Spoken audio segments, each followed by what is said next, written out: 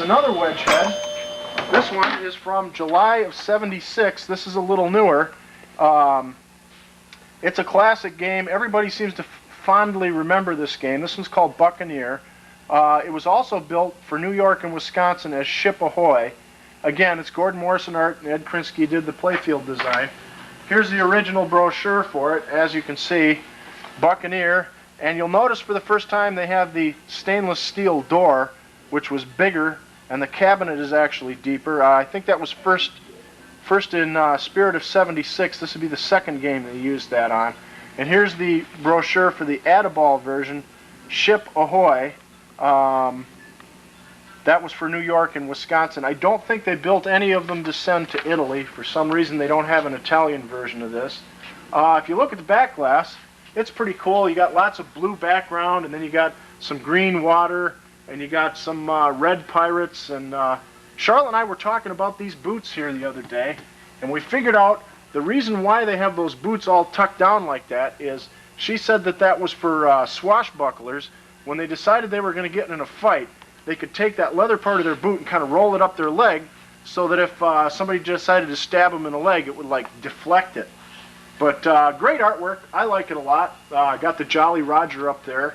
Down here on the playfield, it's definitely a symmetrical game. If you look at it, the left side is the exact same as the right side. Very pretty art again on the playfield. You got this ship's wheel in the middle. And if you'll notice, there's 11 different numbers. There's 10 on the outside of the wheel and the mysterious number 1 in the middle. Number 1 can only be had from the center lane up here. That's the hardest shot of the whole game, is getting the 1. Once you get the 1, the red bumper lights for 1,000 points, which again is some pretty big points. Every other number on the wheel can be hit with this feature called Spin and Spot. You spin this flag around, and it'll stop at a number and automatically give you that number. Now, since this is on 3-ball play, yeah, we know you're Punchy the Clown. Since this is on 3-ball play, some of the numbers, like the 2 and the 3, are tied together by the machine. So if you hit the 2, it gives you the 3, and if you hit the 3, it gives you the 2. Now, the idea of this game is just keep shooting the ball up the middle, and you're doing that spin and spot until you get all the numbers knocked out. And once you get all the numbers knocked out, you light the special. Now this is what makes wedge heads great, is the special. If you can get it up in this crevice, it's kind of a small crevice, you win a free game. And there's no limit to the amount of free games. You can hit it 4 or 5 times, win all kinds of free games. That's what's great about wedge heads. On a multiplayer, that would reset after every ball. One of my complaints about the game is the fact that the sides here were originally way too wide.